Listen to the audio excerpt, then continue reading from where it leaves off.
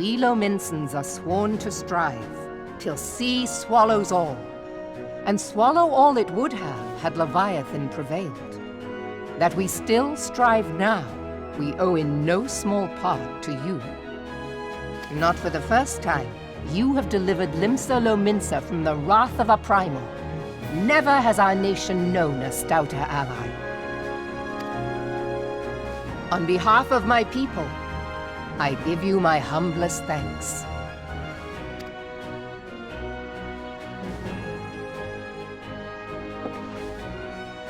'Tis meet that I give thanks to old Mistbeard, too, for his fine solution. Whatever else he may have been, 'tis clear he was a resourceful soul. Would that I had a man like him in my service.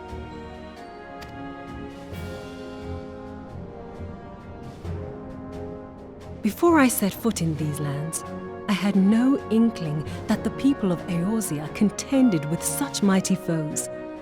Suffice it to say, their existence came as something of a shock, as did the idea that they could be defeated. This experience has served to remind me of the vastness of the world, and the boundless potential of man. Though I am but a refugee in this realm, I would fain be of use to you in your fight. Know that I am tutored in one of the foremost combat arts of the Far East. It may seem outlandish to the Eorzean eye, but should any of your people care to learn, I would be pleased to initiate them. And I will see to it that they are grateful. I have no doubt that your knowledge and skills will serve us well. Besides, your art is not so outlandish as you think. Would you not agree, Master Thancred? Naught escapes your searching eye, Admiral. Few are privy to this information, but Limsa Lominsa is home to a certain secret fraternity.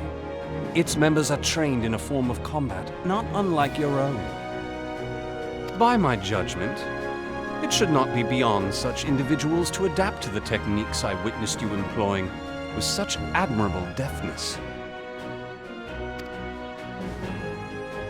I am heartened to hear this.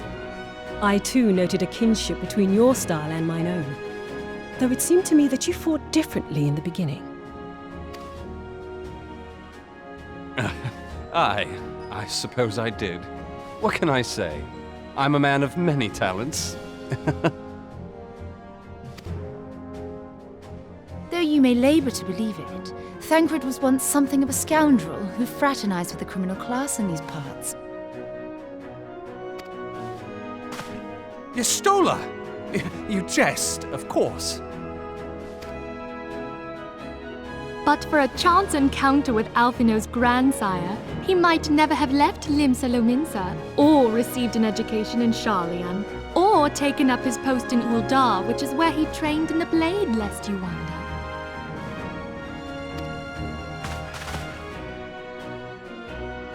Minfilia, please! It would seem there is more to you than meets the eye, Master Thancred.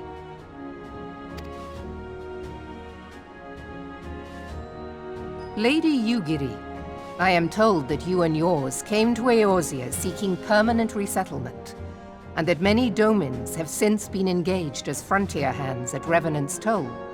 Moderna is many things, but a place of refuge it is not. Know that I would like nothing better than to furnish your people with a new home here on Lominsan soil. Alas, racked by instability as we are, our nation is in no fit state to take you in. Yet I'll not have it said that we turned a blind eye to your suffering.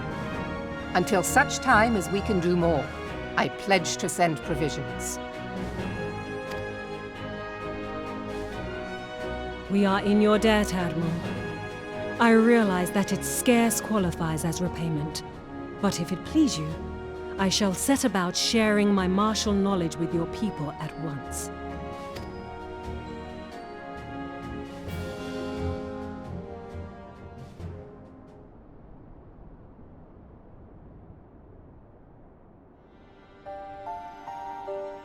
You wished a word in private.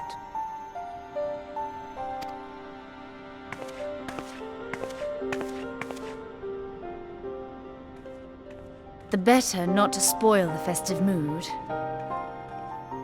History repeats itself, Admiral. As the kobolds stood before them, the Sahagin resorted to summoning their god over a territorial feud. They acted in self-preservation.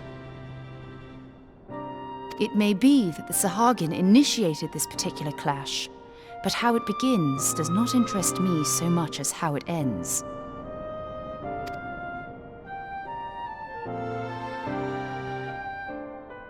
I have not forgotten our conversation, Y'shtola.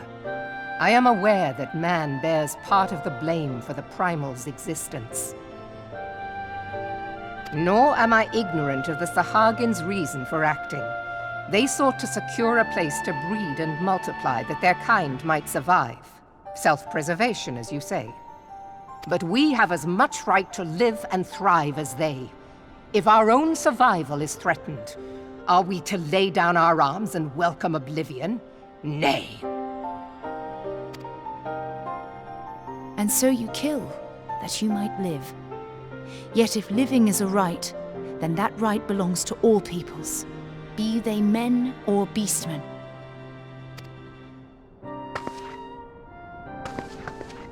I'll not deny your reasoning. But when a storm gathers, it falls to me to see my people safely through it. That is my duty, and I shall do it.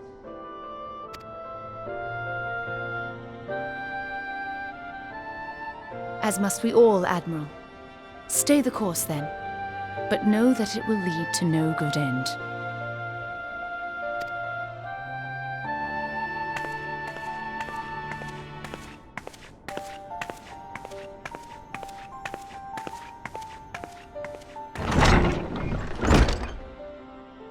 Man has ever put himself first and foremost.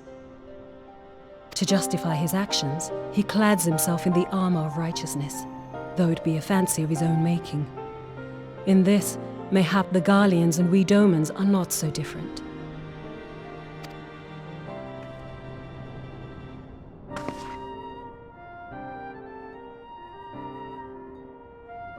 Eorzea has become as a raging sea. If we are to keep our heads above the waves, we cannot scruple to drown the man next to us. When hopes of coexistence founder, strength must determine who has the greater right to live.